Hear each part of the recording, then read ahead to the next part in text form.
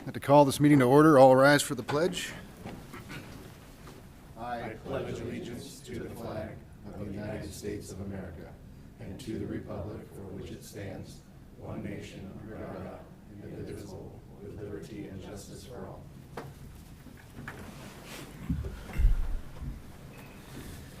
All right, welcome everybody to the December 3rd, 2024 City Council meeting. We just wrapped up a workshop downstairs about affordable housing with community development.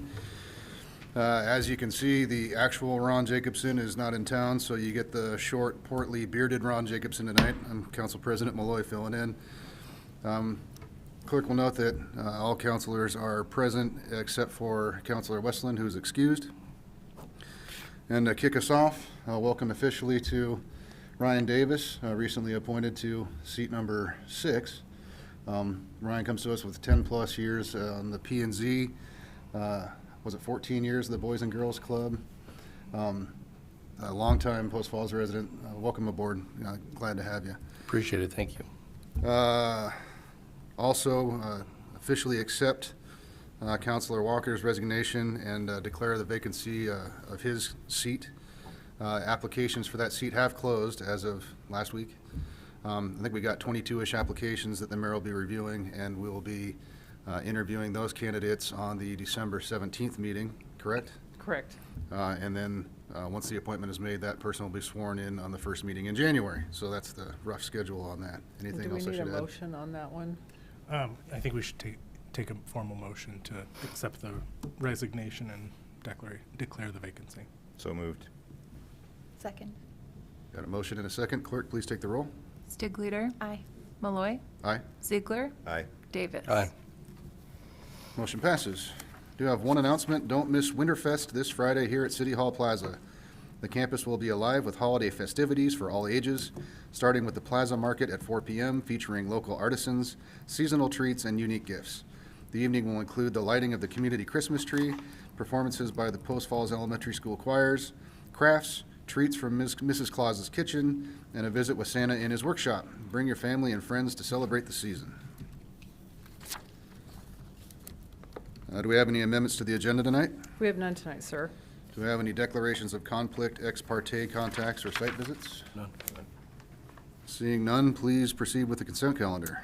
Item A is minutes from the November 19th, 2024 City Council meeting. Item B is accounts payable and hand check report for November 20th through December 4th, 2024. Item C is acceptance and participation in the Kootenai County Emergency Operations Plan. Item D is Foxtail 10th Edition Subdivision Final Plat.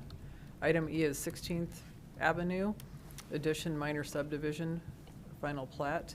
Item F is Boyd's Landing First Edition Final Plat. And item G is North Place East 2024 Subdivision Reason Decision File Number SUBD-23-7. Any comments on the consent calendar? Move to approve the consent calendar as presented. Second. Motion and a second. Clerk, please take the roll. Malloy. Aye. Ziegler. Aye. Davis. Aye. Stigleader. Aye. Motion passes. Moving on to public hearings, and tonight we have none. Unfinished business and returning ordinances and resolutions. We have 3. First is the fiscal year 2025 fee resolution amendment number 2. I move to place the ordinance fiscal year 2025 fee resolution amendment number 2 on its first and only reading by title only while under suspension of the rules. So the first one is just a resolution, so that's just a standard vote. And then Resolution, I read the wrong and then one. the second one will be the ordinance for adoption. Okay. You're an overachiever. I was so impressed that I you, was like, ready to just go when I jumped read on the it. wrong one. Good. I move to approve resolution fiscal year 2025 fee resolution amendment number 2 and to direct the clerk to assign the appropriate number.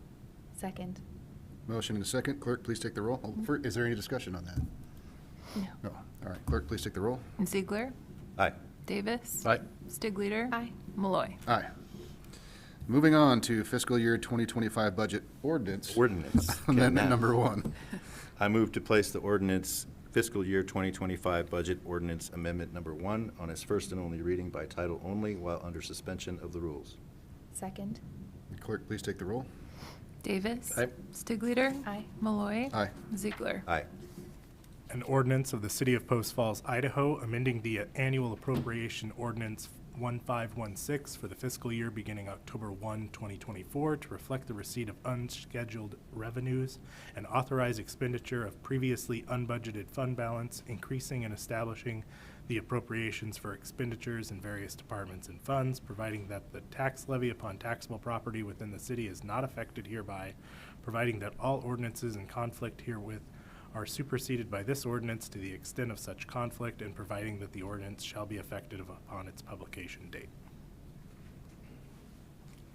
I move to approve the ordinance fiscal year 2025 budget ordinance amendment number 1, and to direct the clerk to assign the appropriate number, and that it be published by summary only. Second. Motion and seconds. Any further discussion? Clerk, please take the roll. Davis. Aye. Stigleader. Aye. Malloy. Aye. Ziegler. Aye.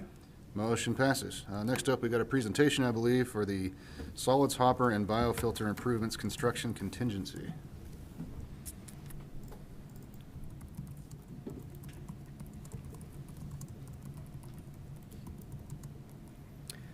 Good evening, Council President Malloy, members of the council. My name is Craig Bornpool. I'm the utilities manager for the city, and I'm speaking to you tonight. I'm going to give kind of a construction update on an ongoing construction project, and there is a small ask at the end, which is why this is on unfinished business.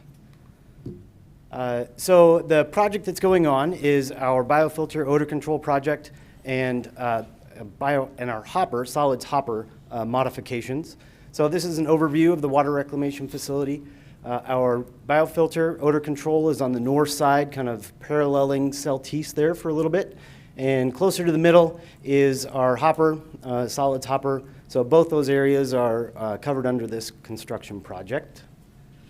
So this is an older picture of our biofilter. And what we're doing here is we're replacing the bark media. That media ages out and is an integral part of that odor control. So we need to replace that bark compost media. And while we're doing that, we're doing a little bit of piping modifications to improve the airflow in there. So this was before the work was done. That's the old bark in there. And then this is a couple weeks old, but this is the contractor has placed most of the new bark media that has been completed now. So all that new bark is in there. And you can see some of the piping modifications that we did, again, to increase that air distribution. So we are nearly wrapped up with that odor control piece. And then the next portion of the project is on our solids hopper building. Based on the contractor's plan, they'll be starting that in early January to kind of correct some of the operational difficulties we've had with that piece of equipment for the last 5-6 years, actually longer, 10 years since it's been online. So work in both areas. We're about halfway through the project. That's what's coming up. So when I came to you in August with requesting authorization to assign the construction contract to Apollo, this is what my slide looked like for the construction financials. This is what I wish that slide would have looked like. At the time, I didn't request any construction contingency, and that gets used if there's small things that require a change order, maybe some unforeseen conditions that we need to account for, without having to come back to council for every small little ask along the way. We can keep that project moving and authorize those smaller maybe changes to the contract. If there's something bigger, we're going to be coming back to the council for approval for those items. So I did not ask for that construction contingency at the time. I'm asking for that now. So the basic request is an approval of construction contingency for the ongoing project. Any questions? Questions for Craig? I have a question about the wood chips, the bark. Is that a specific like size or type, or is it just kind of whatever you can find? We did What take a exactly look is at, one of the biggest considerations is breakdown of that. So there was some material that we looked at, and it was a little less dense. And we thought that would break down in 3 to 5 years, maybe even 2 to 3 years, and wouldn't last up a long time. So we found a little bit more dense material based on our consultant's recommendations. So it is a Douglas fir that we're using as opposed to some other materials, trying to balance that cost, but we don't have to do this every 2 to 3 years. Get a little bit closer to 7 years out of that material. So it is a specific product, not It is, yeah. Luckily, we live in a pretty wooded area, so there's Well, many that's kinda what I was many thinking. I mean, species to there's a choose huge from. pile at Waste Management that gets ground up. I know, any tree service would be happy to dump chips out there. So just curious about that specific. Well, it's got to be bark, not chips, right? It is actually, some facilities have used bark. That does break down a little bit quicker than the actual chip material. So what we're using is, and I should have included it, I had a close-up photo of it, but it is chipped up Douglas fir that we're using. Oh, so the whole tree, huh? Yeah. I'll be danged. I'm curious about kind of the idea of a contingency, so thank you for bringing it up. So based on kind of the information that you gave, it's just a foregone conclusion with every project that we do in the city that we're going to dip into our contingency fund? It's not a foregone conclusion that we will. We don't want to use it, but it is there as kind of a buffer if there were some changing conditions that we realize as we get into the project. So for example, on this one, we didn't have to use it, but when we started to remove the material, we noticed there was a couple tears in the liner. And so we were looking at what it would take to replace or repair those holes. And one idea was bringing in a company that welds that plastic material. We asked for a cost of that, and that would have been a change in conditions that we'd have to do a change order for. We found a free cost solution right now, but we put that full repair on kind of our mental list to do next time we have to do this replacement.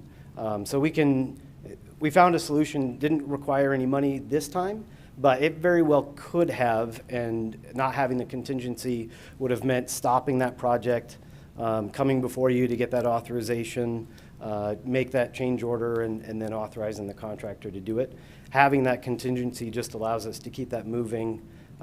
It's not a foregone conclusion we're going to use it. We go through an evaluation process. It's going to be the Public Works Director that is doing that approval for most of those changing conditions, those change orders. But it's something like we like to have just as a buffer in case we need to use it. Just out of curiosity, how many projects do we not use any money out of the contingency?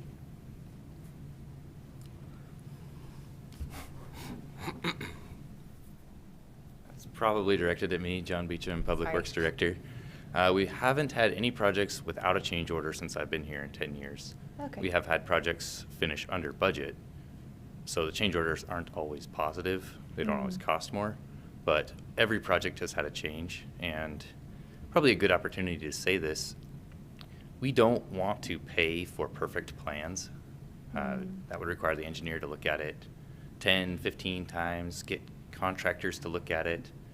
So, and then we'd have to account in those plans for every possible thing that could come up, like tears in a liner that we didn't anticipate. So the contract documents would be astronomically complicated and people wouldn't bid our projects. Gotcha. So it's really good to have some flexibility as a project moves forward.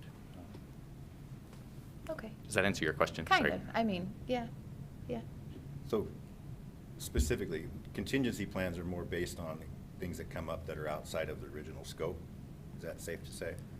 Outside of the scope, or on occasion there's something that a contractor suggests, like, hey, if you had a faucet here, you could wash this thing down. Say, that is a great idea. Why don't you put that there while you're working on this? It's never going to be cheaper, so we do it Which that is way. really an addition, a change of scope, right? Correct, yeah. Okay.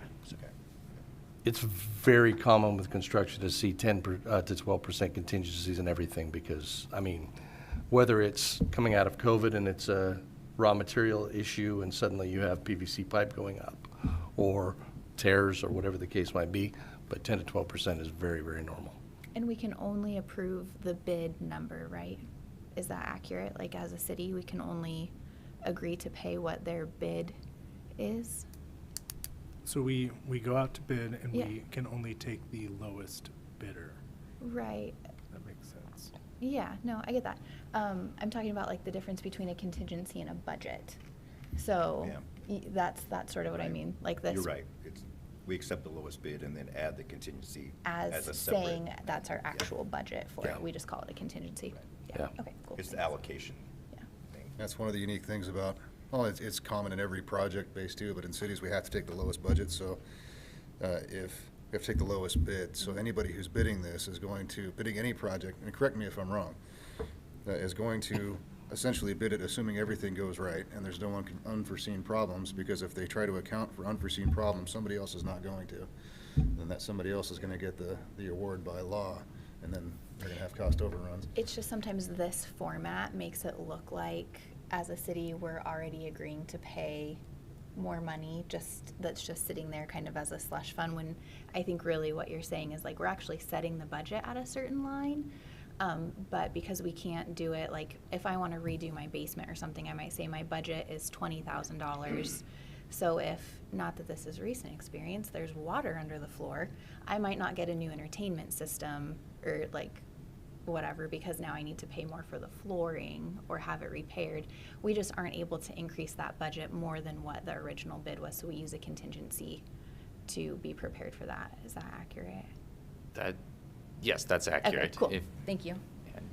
I will also say, having that ability probably saves the city money. Yeah. Greg mentioned the tears. If you do have to stop the project, you pay for everybody to show up at work and not work. So It just seemed like a light agenda where I could ask that question, and it was being very specifically brought up, so I would take the opportunity. Thanks so much. thank you. I move to approve solid hoppers and biofilter improvement construction contingency. Second. A motion and a second. Any further discussion? Clerk, would you please take the roll? Stigleader. Aye. Malloy. Aye. Ziegler. Aye. Davis. Aye. Motion passes. Next up is new business, and tonight we have none. Up next is citizen issues. This section of the agenda is reserved for citizens wishing to address the council regarding city-related issues that are not on the agenda. You'd have 5 minutes. Anyone? Anyone? Seeing none. Moving on, administrative and staff reports. First up is traffic issues on Cecil Road. Chief?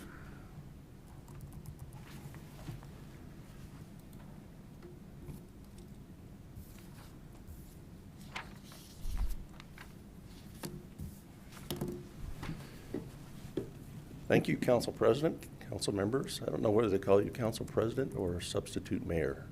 Either one's fine. Okay, perfect. So tonight, we are following up on a request from administration to look at some complaints that came in on specific roads for whether there's speeding issues, whether there's some issues that could help slow down traffic, whether there are parking issues that need to be addressed. I'm kind of doing this in a tag team with Mr. Paulus, engineer, and he's going to be my backup if you start talking about streets and widths and stuff like that, because I'm not going to guess on that. He's going to handle the Spokane Street request that came through, and I'm going to handle the Cecil Street from Pole Line to Prairie. So originally this came through as an email to council members requesting that we take a look at this. I reached out to the individual that sent the email to us and kind of questioned her a little bit more about what specifically that she was seeing there on Cecil that was concerning, whether it was actually she was seeing the traffic violations happening or whether it was something else. Come to find out it was more of a noise issue that she was receiving. She lives up closer to Prairie where it turns on to Cecil, and she was hearing loud acceleration noises that were coming from that area, which, putting two and two together, likely they were probably speeding.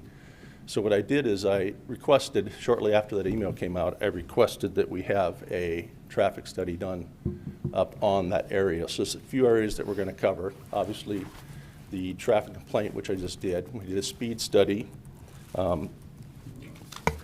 which we use a piece of equipment that is very advanced that measures the speed on both lanes. It measures the time of day that the speeding is happening, what the speed is, and then it puts that together in some sort of form of a report that is very accurate to what we're seeing and gives us a better idea if we have to do enforcement action, what's a good time to do that, what speeds are we looking at, is there actually a speeding problem that's going on up there. And then we're going to talk a little bit about some accident history that kind of led us to do an emphasis on pole line, and then maybe some recommendations that we can come up with to try and either correct this issue or maybe we don't have an issue at all. So this is what we call a jammer. Jammer does not stand for anything other than the company name. I looked all over because now some people like to know what that actually stands for. It's just the company name. So when you look at this report that comes through, This report was done on a 3-day period from October 17th till October 19th. And we stuck that out about maybe 100 yards south of Bogey on Cedar, so it would measure both north and southbound traffics.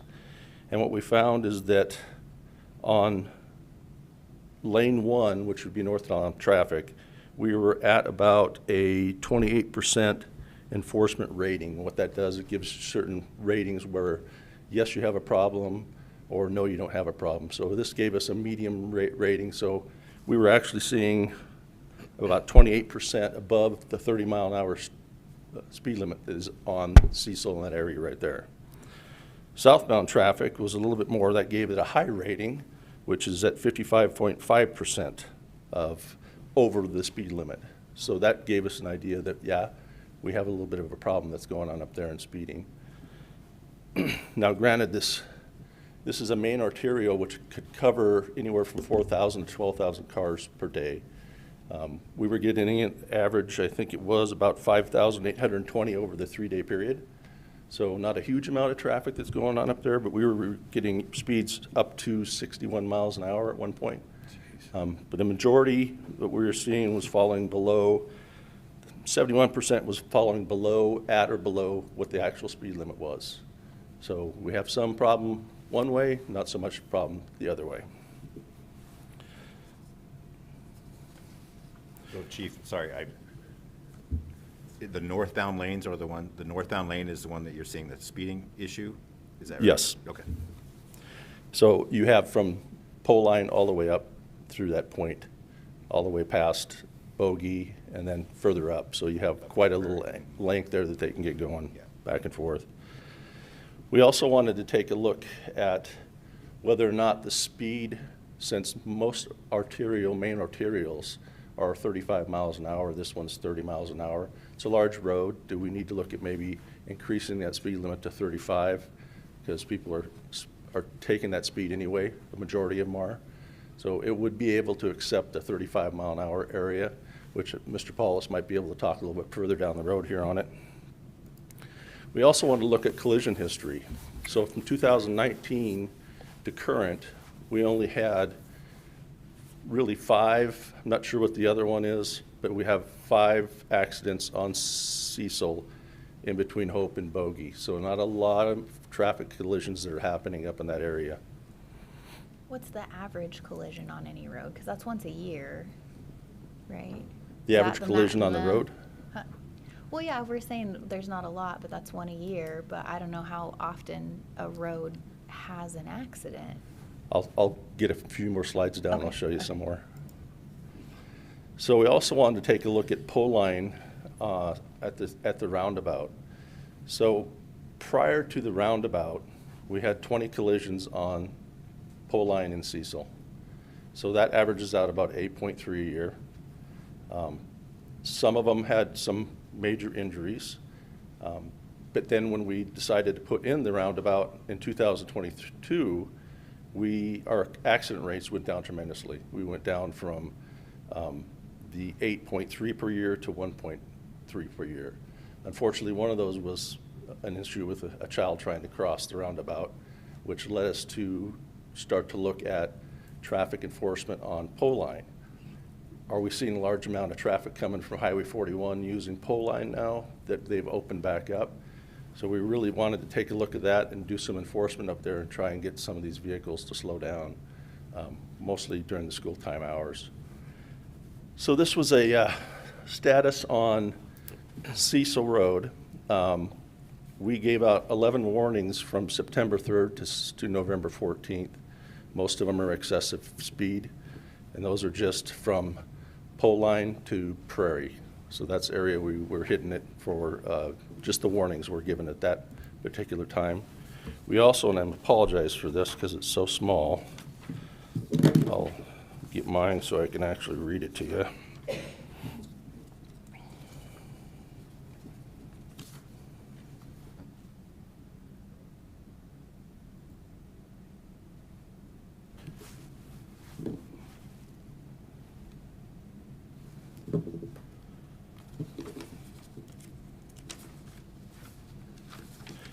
Okay, So what we did on this one here is we did a traffic emphasis on pole line, and we actually did one from Cedar all the way to pole line again. And these are just number of citations that we issued. So we issued 34 citations on top of that 11 warnings that were handed out at that time.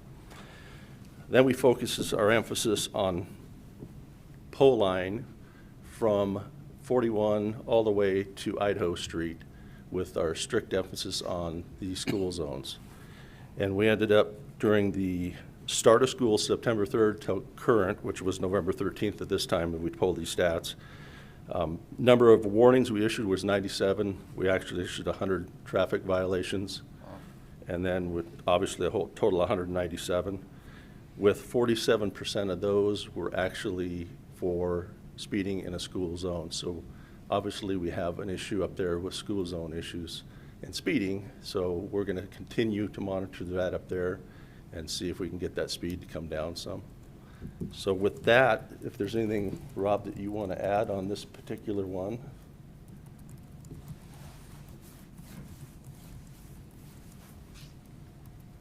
Council members, Robert Paul, city engineer. Not so much to add anything, but more be available if you have additional questions on how to set the speeds or more in-depth information on those collisions that did occur. Actually, now that I think about it, one thing that was not mentioned in great detail was looking at the data that came back from the JAMA report. It did indicate that 85% of the traffic is around that 38 miles per hour. There was also in that data, and let's see if I can go, bring it this way. Oops, there we go. It did indicate something called a pace speed of 36 miles per hour. When engineers take a look to determine what is the appropriate speed limit for a roadway, there's adopted standards that are followed, and generally the 85th percentile speed is what is recommended to be the speed limit that the road should be at. In this case, you got 85th percentile speed, which is between lanes 1 and 2 at 38 miles per hour. So which do you post it at? Do you post it at 35? Do you post it at 40? Or do you keep it at the current 30 mile per hour speed limit? The pace speed is a range of 10 miles per hour that captures the highest number of traffic in a 10 mile per hour bin. So that, in this case, with 36 miles per hour means that most of the traffic is between 41 and 31 miles per hour. Hence, 36 is the middle of it. To me as an engineer, that means that if I'm looking at, do I go with 35 or 40 miles per hour, I tend to go closer to the 35 miles per hour because that's closer to what the pace speed is. What engineers have found, and there's a number of studies which support it, is the 85th percentile speed tends to be the speed that most people find to be reasonable and prudent for the road conditions as they exist most of the time. And that if you were to post it significantly higher than that or lower than that, you don't actually tend to impact the speed that drivers drive at. And also what you may end up doing is create a differing pace speed, which could actually increase the frequency of collisions. Opens that up for a lot of conversation, but generally on this roadway, the data tends to support increasing the speed limit to 35 miles per hour.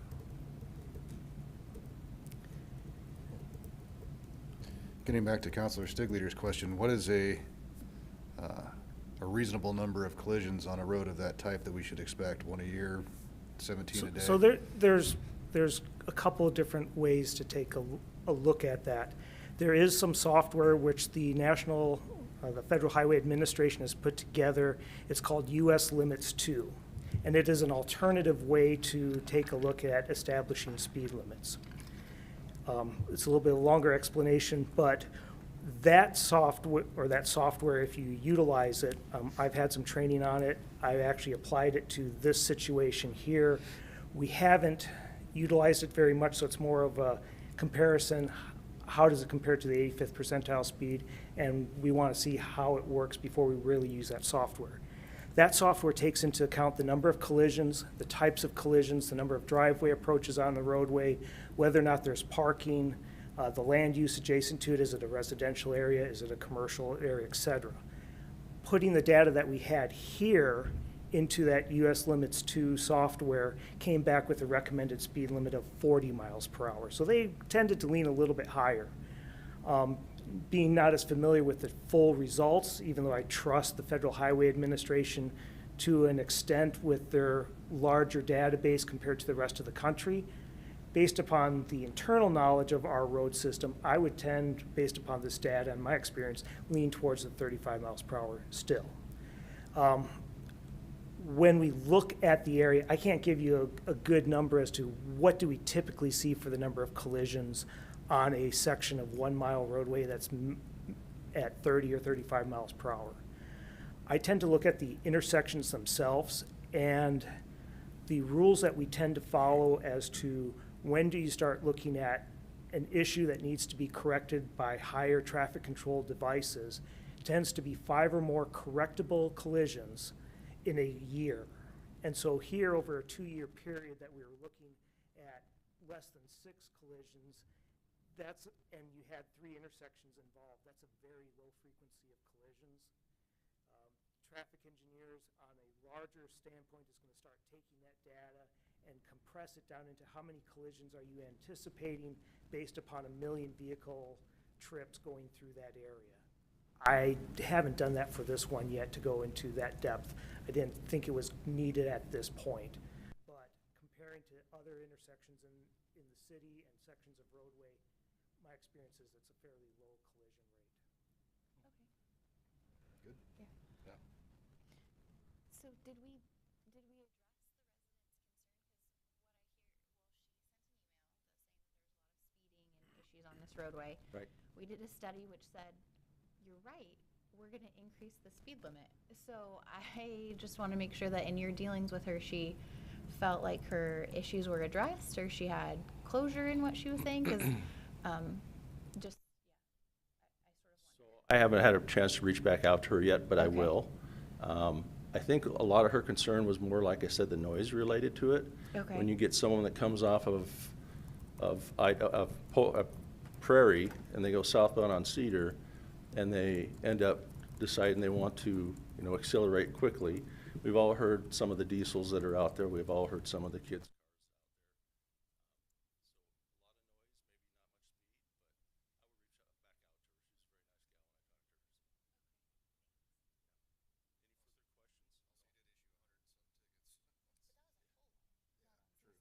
And that's, yeah, that's one school area that we were focusing on. So we're going to start looking at some of the other school areas too to make sure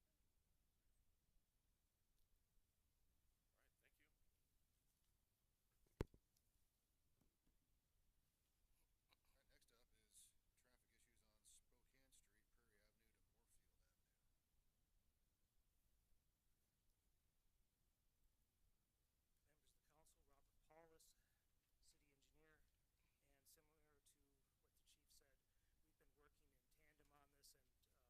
If we didn't increase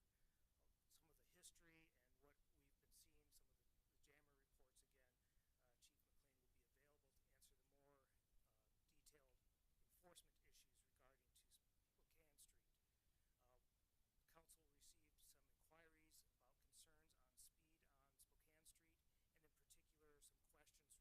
recommend a higher enforcement of the speed limit on this stretch of road then? I would probably do another study and see what we come out with on the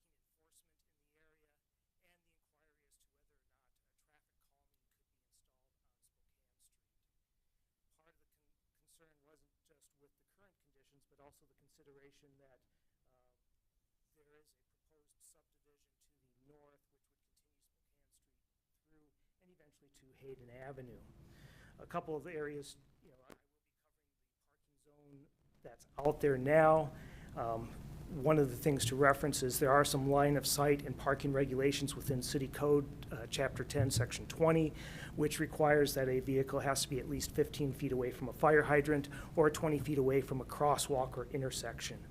For most of our city intersections on a residential street, that 20 feet, if you take the curb radius, the radius points of those curbs are generally 20 feet away from the intersection itself, which seems pretty darn close for a lot of people for visibility issues, but that's where our code is currently at, and it's not an atypical code compared to most jurisdictions. The crosswalks, because of the radius nature, will tend to push that parking further away from the intersection. So crosswalks tend to be more of a determining factor at intersections for keeping vehicles parked out of the intersection than a stop bar does. The other item was traffic calming as terms of speed bumps, roadway markings, curb extensions. All those things fall under traffic calming per our city code in Title 17, Chapter 28. Those speed bumps are referenced as a traffic calming device. They are not recommended for use in the city of Post Falls. Most of that is driven because of its impacts to our maintenance crews for maintaining the roads during the winter time. It can also have negative impacts on emergency services on their ability to get to and from sites as well. So on Spokane Street, there are a couple areas that have had no parking, and we've moved no parking around in that area a significant amount, in my opinion, over the past 2 years. Part of that was prior to 2022, Spokane Street did not connect with Prairie Avenue. We did not have a roundabout at that location. And Spokane Street was a very wide road which had no real connections to the main arterial and collector system. So when we made that connection through and we're under construction, we had some temporary parking restrictions in place to help with construction and to help with emergency services while the roundabout was under construction. When that was done, we had some initial areas that we marked out and had concerns with no parking on Spokane Street because we wanted to protect the integrity of the operations of the roundabout. And we had a desire for Spokane Street to operate as a 3-lane roadway with bicycle lanes between Moorfield Avenue, which is the north end of the parking complex, and Prairie Avenue. Currently, Spokane Street north of Prairie Avenue is classified as a local roadway. When the subdivision went in, it was classified in the Transportation Master Plan as well as much different in use between a residential street and a major collector. A residential street typically has a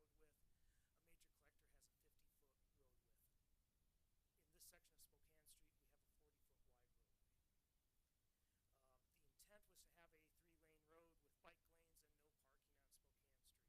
we have a 40-foot wide roadway. The intent was to have a 3-lane road with bike lanes and no parking on Spokane Street. That really doesn't fit the current nature of how we see that area developing. You gotta remember that subdivision was originally approved and conceived back in 2010, so we've had 15 years basically of things have changed in how that area is developed. We now see Spokane Street as being classified more as a minor collector, 1,500 to 5,000 vehicles per day, and we're going to see traffic volumes in that range, more at the lower end, around 2,000 to 3,000 vehicles per day. One issue that came up with no parking was comments being made about a lot of the parking on the street is people who live in the apartment complex and that there isn't enough parking in that apartment complex. I've gone through there several times in the later evening hours and I've mentioned it or identified a couple of the times I've been out there at around 7:30, 7:45 in the evening, finding 32 stalls available on the 12th of November and 22 stalls on the 18th of November in that 7:45 range. There is a fair number of people, more than 22, that are parking on the streets. So yes, there is some tight parking on the apartment complex. This, yes. It's currently classified as a local street, but the subdivision was approved as a major collector.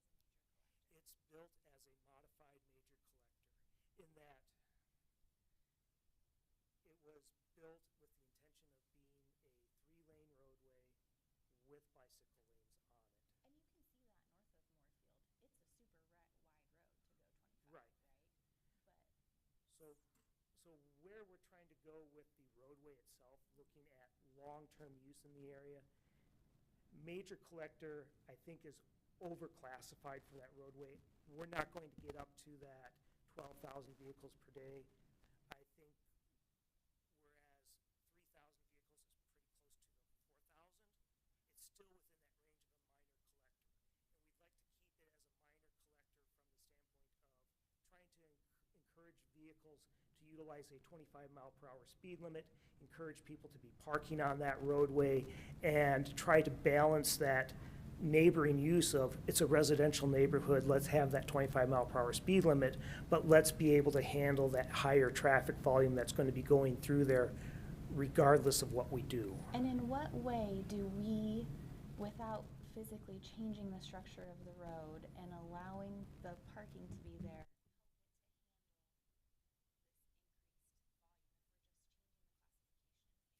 So there's, okay. I'm so sorry.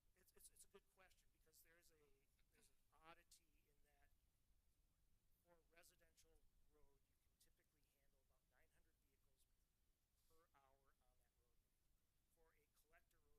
collector, you can handle about 1,000 to 1,200 vehicles per hour. Between our major collector and minor collector, there isn't much difference in the roadway configuration, other than we make the road a little bit wider so it can handle traffic a little bit faster and a little bit easier. I look at the difference between a major collector and a minor collector is more from how are we trying to design that road to work with the surrounding environment. With the major collector, we're saying, hey, we're opening it up to 12,000 vehicles per day. We're wanting to move traffic through the area. We're giving less consideration for how people get to and from the adjoining property. But this is the difference between a neighborhood, I'm going to get it wrong again. Just tell me what it is, not a neighborhood road, a community street. Well, local street. Thank you so much. Yes. A local street and a minor collector. We're not talking about the difference between a major and a minor collector. We're talking about the difference between a local street and some type of collector, correct? Okay, most local streets, the intent on a local roadway is to handle less than 1,500 vehicles per day. Most people are going to start to complain about living on a local roadway if it's designed to our 32-foot width dimensions when traffic gets up around 1,000 vehicles per day. You tend to get a lot more complaints about people speeding down the road, there's noise all hours of the day, etc. When the Crown Point subdivision went in, we knew this was going to be a busy roadway. In fact, back then, our intention was for Spokane Street to go all the ways to Prairie. But around 2015, the city, we took a change in direction in that we put a land app site on the north side of the Crown Point subdivision. So in our 2017 Transportation Master Plan, we backed off and said, well, we no longer have a major collector because we're not going to have any land development up there. But we've got a major collector road width that we established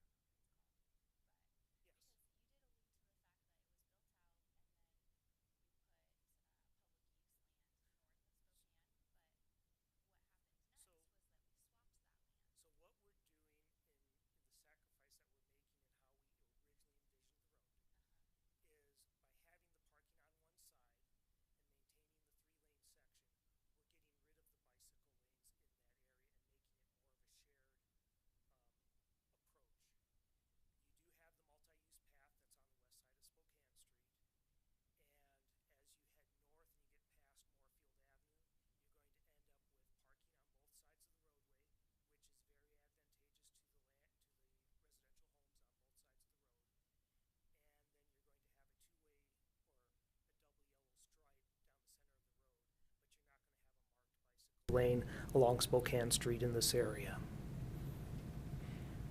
The presence of the on-street parking, the mixed use with the shared road aspect of the bicycle facilities with the traffic will tend to keep the traffic speeds down around 25 miles per hour. So basically, the proposal is the only thing that's going to change is we're going to start enforcing the no parking on the east side of the street. Yes. Okay. But we are gonna enforce the parking on the east side of the street, right? Or is that, because if that's code enforcement, that seems to be, We have been enforcing the parking on both sides of the street. We've issued up to 24 parking citations for the ones that are parked on the east side, and we've issued probably equal to the ones that are parked on the west side. like daily or annually? It just depends when we or- get through there. If there's vehicles that are legally parked, then we'll issue them. We try to give them a warning first, so they can get an idea that they're not supposed to be parking there. But we have seen continual repeat offenders, so we started ticketing for their violations. Has it made a difference? Excuse me? Has it made a difference? For some, yes. Some of them feel that $20 is not a big thing to pay for parking on the street. And I really think a lot of it is easy access to get out of the apartment complex. If you park on the street, then you can just leave and get out onto Prairie and you're gone. But we have been enforcing it, and we'll continue to enforce it. I just don't, with the additional development that is, has been approved to go in, right, when we did the land swap. I mean, there's not an action item, so it does, I guess, doesn't matter what I feel about it, but, I get the data, I just really struggle with the idea that this is just the perception of the residents that it's tight there.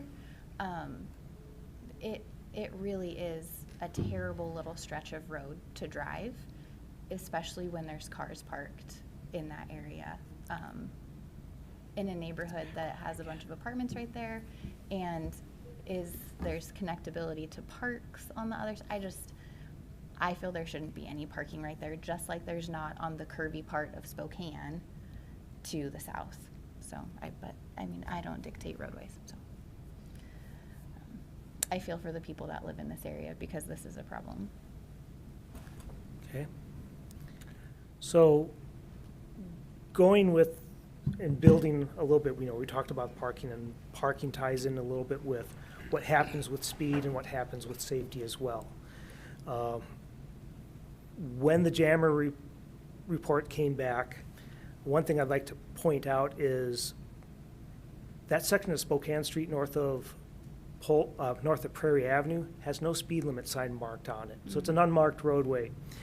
The 85th percentile speed came back at 28 miles per hour. People are driving, like I mentioned before, what they think is reasonable and prudent based upon the conditions out there, and most of the people are driving around 85 miles per hour. The 24-mile... Slower than that, I hope. What was that? I said 85 miles per hour. I said 85, Yeah. 28 miles per hour, 85th percentile. Thank you. The pace speed out there was seen at 24 miles per hour, slightly underneath the 85th percentile speed, which is really good. It's, I don't see roads that come in this well that often, and I'm kind of surprised, considering that there is no speed limit sign posted. You get north of Moorfield Avenue, it opens up quite a bit more, but people are respecting the nature of the subdivision.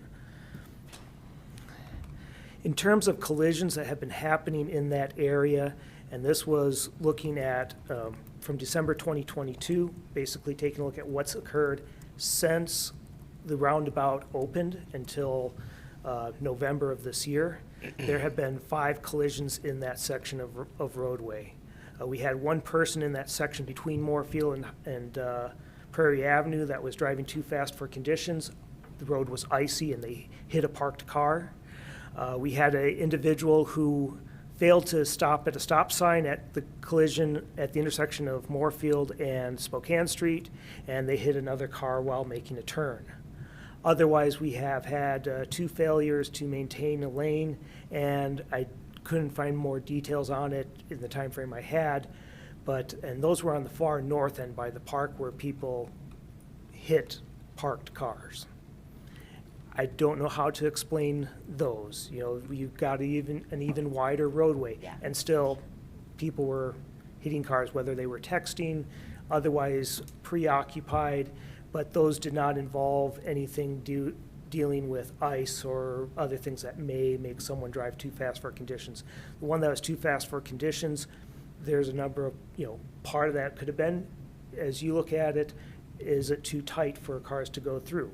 Part of it could have been you're in an S-curve area and being on ice, were they driving too fast for conditions, lost control as they tried to make the turn to get into the roundabout and they hit a parked car, which at that time and place would have been hitting a car that was parked illegally to begin with.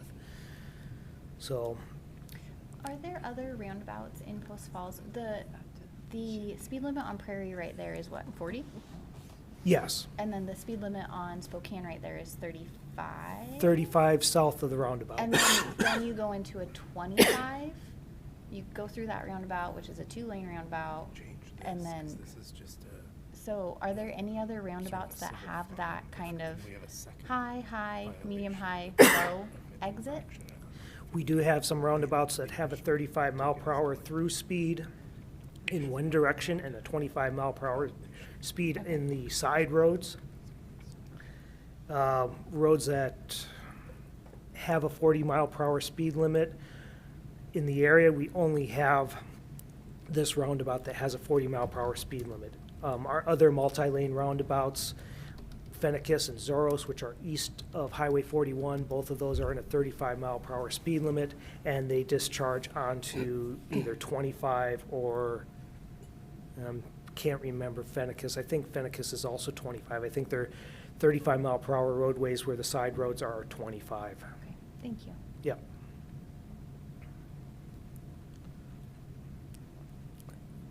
Any additional questions on A this couple one? questions for you. You may not know this off the top of your head. The allowable parking spaces in that apartment complex, was that a 1.5 or? I don't know the exact number of that. I do know it was set based upon smart code. That entire subdivision of Crown Point is a smart code subdivision, which the smart code was built based upon the presence of on-street parking. That was also built prior to council action to increase the required amount of parking in smart code zones. Correct. But, so, Crown Point was our second application of the smart code. so I think I was the only one that was on the council at the time. We learned the hard way that smart code doesn't work very well for residential up here, so. Yeah. We have made changes to the code to prevent that from happening again, but in the meantime, we're still stuck with the situation that this apartment complex is in. So, So with that, I mean, I do like kind of that compromise of allowing some parking along the west side of the street, because obviously it's needed by the residents there. So I think code enforcement on the east side would definitely be helpful to make that feel more safe driving through there. Is there any consideration for eliminating that center turn lane? That is something we could consider and take a look at. In my thoughts on it to this point, I'm kind of sitting on the fence with that. I would actually like to go out there and take a closer look at the traffic operations around those peak hours in the morning and in the evening, more so in the evening when people are coming home, to see what is the flow of traffic as people are pulling into that apartment complex. And does that trigger that we really should have a or a left turn pocket? Or if we didn't have it, would it cause a situation where someone's waiting to make a left turn and now we got traffic backing up into the roundabout because the roundabout is closed? I kind of think that wouldn't happen, but it's one of those items where until I go out there, sit and watch that intersection or have someone else sit and watch that intersection for a while, I can't give you a really good feel for it. Okay. We allow that to happen at Prairie in Idaho when the train comes by. That roundabout gets backed up all the time. It does. There's times when you don't have much of a choice. And then there are times when you can take a look and say, can I reduce a potential for conflict and keep the safety of the roundabout operating smoothly? It's one of those items that or at least for me, I need to take a look at and make a professional judgment as to what is the value and the direction that we go. Yeah, it needs to be somewhat data-driven on Yeah. what would this create. The other couple items, and then I'll shut my mouth, but a couple of things that were brought up to me specifically were code enforcement on RV trailers and campers as far as line of sight from Moorfield turning south. What is the code for consecutive days of parking an RV on the street? Are they allowed to do that all? They are allowed to be on the street, and it is for 48 hours before they get a ticket.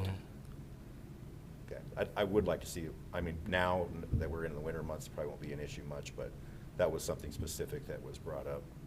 And then the other part is north of Moorfield,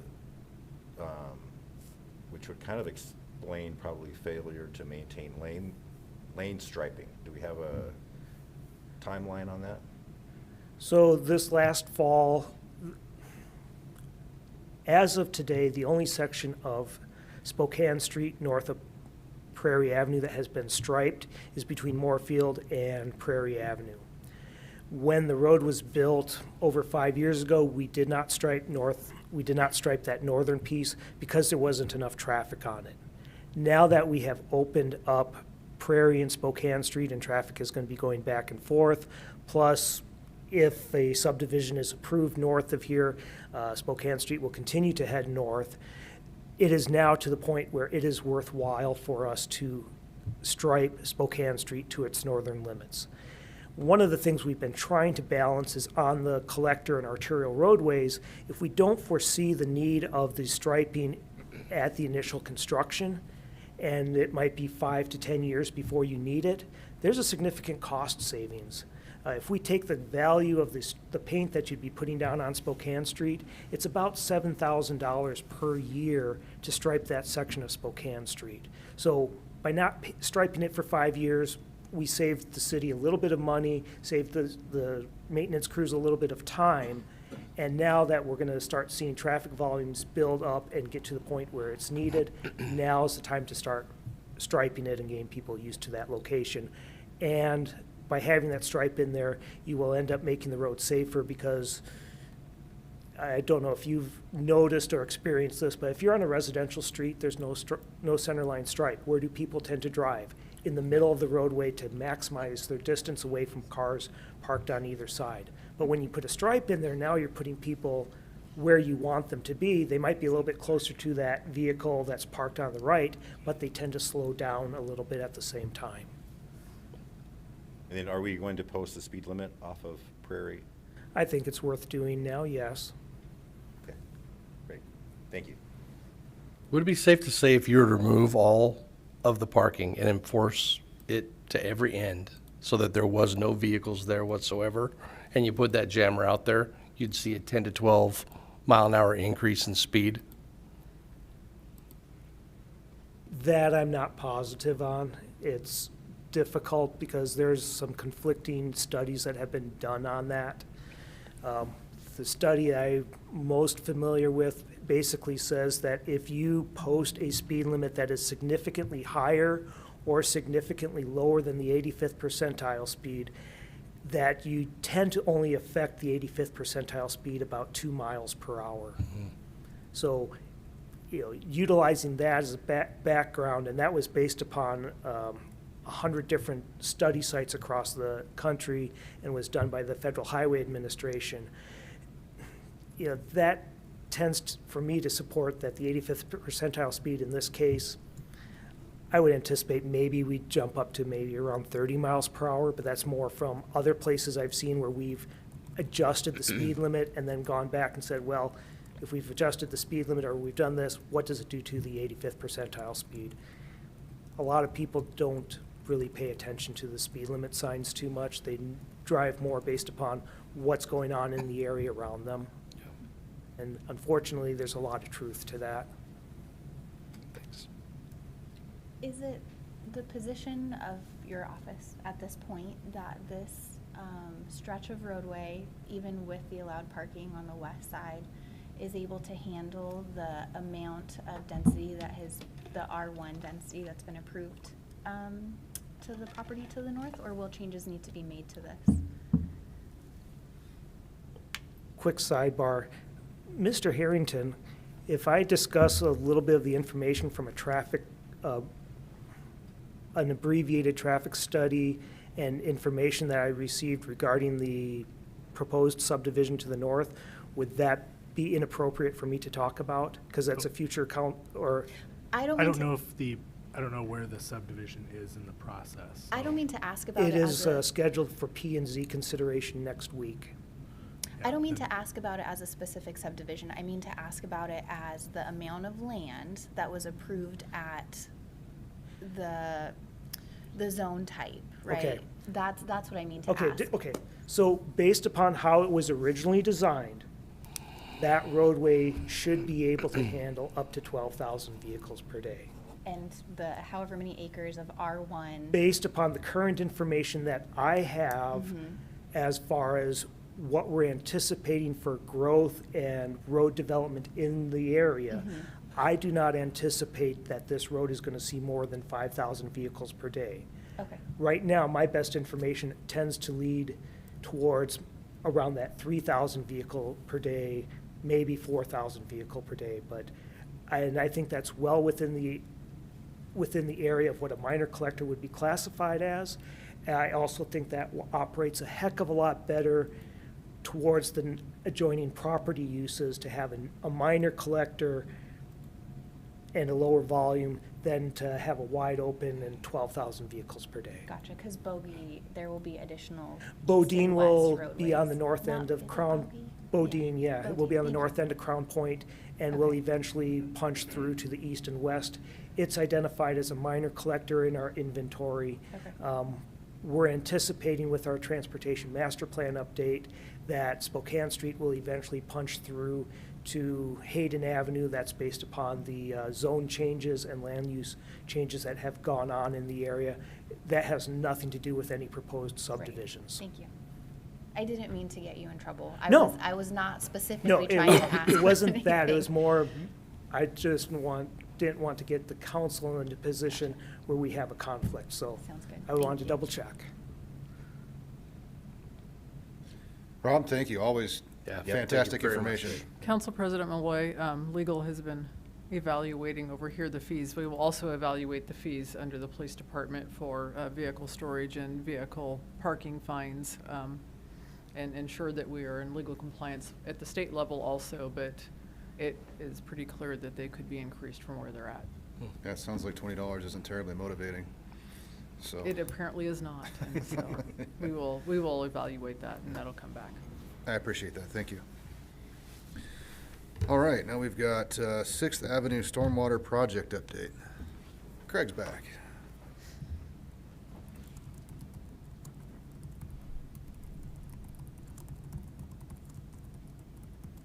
Good evening again, Council President Malloy, members of the council. Craig Bornpool, Utilities Manager for the city.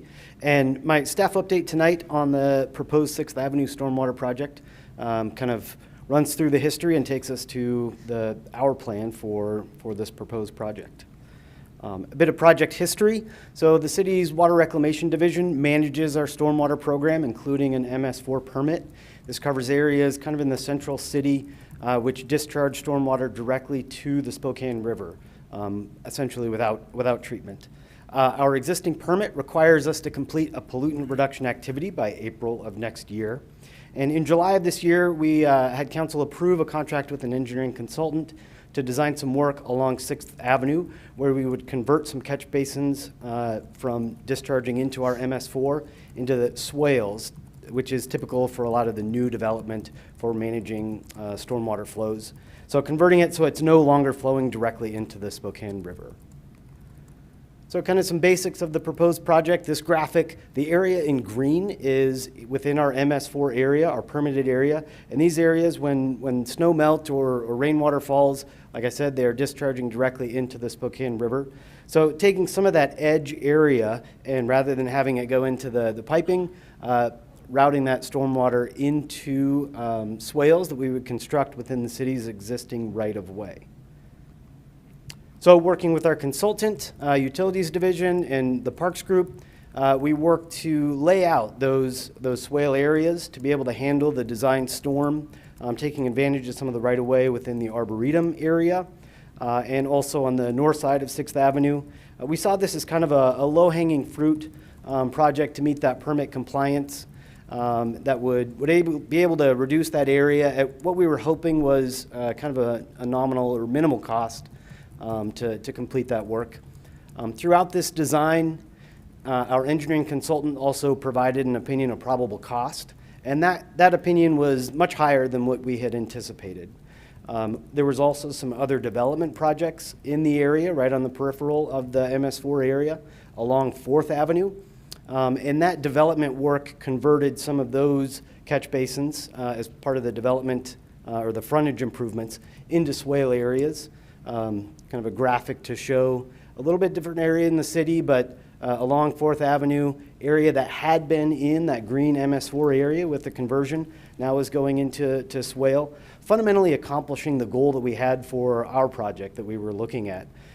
So looking at an increase in cost, and the similar work being done elsewhere in the MS4, we kind of were faced with a decision: do we still want to move forward with this, go out to bid and complete this work at a higher cost than we were anticipating, or does it make sense to finish off the design, have that shelf-ready project if we need it in the future, but not spend that money that we may not be getting the return on that we were hoping? So we made that decision not to move forward with construction. Typically, at this point in a project, we're coming to you with a construction contract to award. But with this one specifically, it made sense to kind of put those plans on the shelf. I do think there is still value in having those plans for several reasons. If in our future permit they require us to complete a similar project, we have that available to do. I think there's environmental benefits to continuing to try and reduce that MS4 area, and we can look to do some of the smaller projects in-house. We have stormwater staff, and if time is available for them, we can do just one swale here along the way to complete it in a longer term at a reduced cost.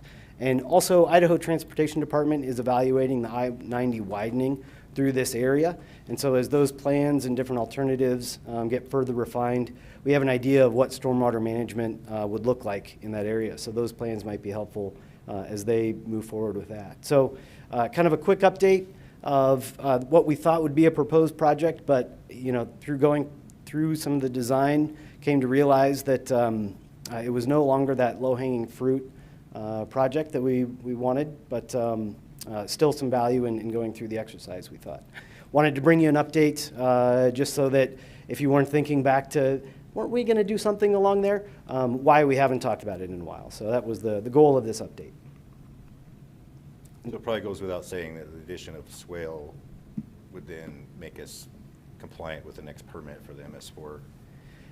It would. The swales allow for infiltration of the rainwater into groundwater rather than direct discharge. So that infiltration provides good treatment to the stormwater as opposed to just direct discharge. It would, going to the swale, we do think satisfies that requirement for pollutant reduction activity because we're reducing the overall volume going to the river. Less volume will be going, so we see that as less pollutants. So the work on that 4th Avenue we think satisfies that requirement. Does that get to your question? Okay. Thank you. Other questions for Mr. Bornpool? I think we're good. Thank you, sir. Thanks for your time. And next we got the new website reveal. Who's got the blanket we can throw off here? Exciting. Okay. Good evening, Council President Malloy, Council members, Stephanie Herman, Public Information Officer. Here is the big reveal of the new city website. It has been live for about a week, so if you've been on the site, you may have already seen it. But tonight, I'm just going to kind of walk you through the basics of it and then stand for questions if you have any. Something kind of cool is this picture here is on a rotating, I think there's 4 or 5 photos that it pulls from. So the next time you're on the homepage, you may see a different photo. But here we have graphic buttons as well as right here when you scroll.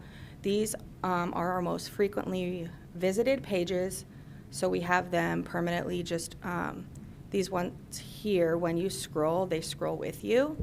But as you can see, there's the city maps, which goes to GIS. Citizen feedback is a form for citizens to submit feedback, concerns, and then it will go to specific staff depending on their topic. Stay connected. I will touch back on this in just a second. This is a new notification software that we will also have. Agendas and meeting minutes, public hearings, and this is where you can also submit public hearing testimony online for upcoming hearings, and then jobs. And as you scroll down, the latest news would be where we post our public hearing, our press releases, city closures, project updates, things like that. The calendar, there are 2 tabs up here, so currently it's on meetings. As you can see, there's meetings, and if you tab over to events, it shows city events. So like we've got Winterfest coming up, and then scroll down, and this is the spotlight. This is where we'll highlight, again, more information about maybe an upcoming event. We have like winter is coming. So this is where we would do announcements, city events, things like that. And then at the bottom is just the footer. So you've got their contact information and some quick links. And that's the home page. And then if you go back up, our menu is what we call a mega menu. So we've got the main categories here: government, departments, community, and I want to. And with this mega menu, which is nice, when you hover over, it shows those related pages within government, and then it also drops down to subpages. One of our goals with this site is kind of following like this 3-3-3 rule, where people can get to what they want within 3 clicks, 3 scrolls, and then within 3 sentences on a page. Just trying to make things easy and convenient for people to find. On our old site, like our tabs would be government and then commissions. You'd have to click within commissions if you wanted to, dig deeper. Same thing with the departments here, like finance, and then you've got those related pages within. Really quick, so the Parks and Recreation and the Police Department look a little bit different than the other department pages, because these are what we call department headers. So if you go to the Police Department, they essentially look like they have their own site within our site. Their mega menu changes, they have their own logo, they've got their own graphic buttons. So same layout, but it's all specific to the PD. They've got their own calendar, their own spotlight. The nice thing is before we did this redesign, the PD and the city site were like 2 separate sites. They didn't communicate with each other at all, and so now, although the PD's page functions as its own, they all kind of communicate with each other. And so if you were to search something, whether it be related to the police or, a main city topic, that search is going to crawl all of our websites, including the police department now, which is nice. Because, there may be something on the PD's page that you didn't realize or whatnot. And then I will show you really quick. Parks and Rec is the same thing. We just thought they offer so many different programs and parks, facilities, things like that, that they also have a department header page. So again, it's just still within our site, but kind of functions as a standalone site in itself. And again, they've got some of the same latest news, but then we can highlight camp and things like that. And then just to get back to the city home, you would just go to this page here. And so then the community, that's where our document center is. All of our PDFs, forms, and documents live there. It is categorized alphabetically and by department, project updates, news and video. We've got economic development. And then the I want to would be where you would do most of your online payments, permits, things like that. Again, it's got that mega menu, so it's got the subcategories, easy to navigate. We do have something new here, share a photograph. So you can submit a photo to the city, and that will allow for us to utilize those photos to our discretion. There's a little waiver that they have to sign, but we're excited to kind of see, the city through the citizens' eyes. And then we, who knows, they might see their picture on the website. So going back to the Stay Connected, this was one of the newest functions. So citizens will have the ability to sign up for notifications and alerts via this mass notification software. Here's just a list of some of the things that they can sign up for. And this is all voluntary. Like, we're not just gonna, bombard people with notices. But they can go down here, just click sign up for notifications. They would fill out their information. Click which groups they want to receive notifications on, and we can send text and email alerts, so you could subscribe to one or both or none.